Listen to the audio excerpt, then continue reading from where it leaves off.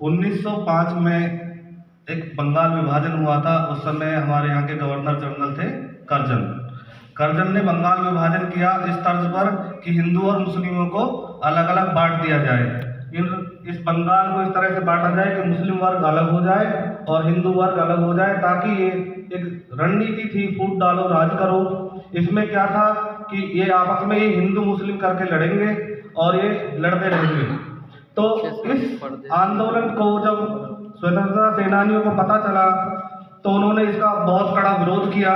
उस टाइम पर जो अंग्रेजी सेनाओं की जो संख्या थी वो 1,05,000 के करीब थी, और इसी तरह से इस आंदोलन को आग देते हुए पंजाब से लाला लाजपत राय, महाराष्ट्र से बाल गंगाधर तिलक और बंगाल से विपिन चंद्र पॉल, जिनको लाल बाल और पाल भी कहा गया, इन्होंने इसका जिम्मा लिया कि हम इस बंगाल विभाजन को रद्द करवा कर रहेंगे।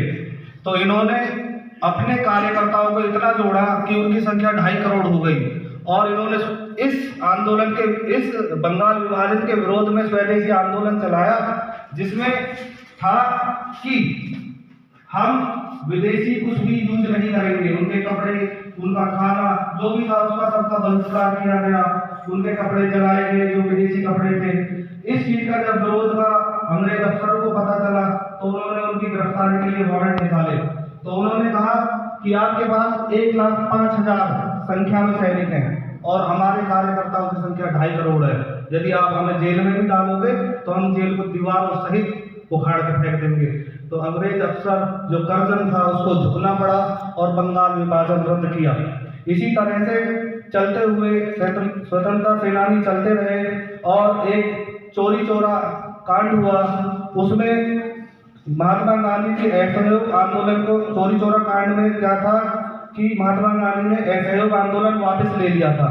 तो इससे नाराज होकर भगत सिंह, राजगुरु, सुखदेव जैसे हजारों नवयुवक इस आंदोलन में कूद पड़े और हथियारबंद क्रांति का नारा दिया। चंद्रशेखर आजाद की एक लीडरशिप पार्टी थी जिसका नाम क्या था, किसी बच्चे को पता है? चंद्रशेखर आजाद की एक पार्टी थी, उस पार्टी का क्या नाम था?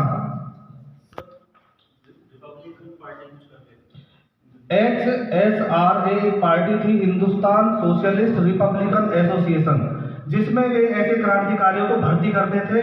और उसमें भगत सिंह ने जब उसको ज्वाइन किया था तो एक परीक्षा ली गई थी कि हमारे यहाँ ऐसे व्यक्तित्व की जरूरत है जो किसी भी मार से ना टूट सके। तो उन्होंने मोमबत्ती की लो पर ऐसे हाथ रख दिया था और तब तक ब्लड ऐसे ही टपकने लगा। तो चंद्रशेखर आजाद को खुद उनके हाथ से आके ब्लड ऐसे रोकना पड़ा कि हाँ, आप हमारे कार्यकर्ता के रूप में उपस्थित है। तो चंद्रशेखर आजाद की लीडरशिप पार्टी ने भगत सिंह का नाम इस ग्रुप में ज्वाइन कर लिया। 30 अक्टूबर 1928 को लाहौर में साइमन कमीशन के विरोध में एक जुलूस निकाला जा रहा था जो शांतिपूर्वक चल रहा था, लेकिन एक पंजाब पुलिस के सुपरिंटेंडेंट थे जेम्स ए स्कॉट, जिन्होंने लाठी चार्ज का आदेश दिया।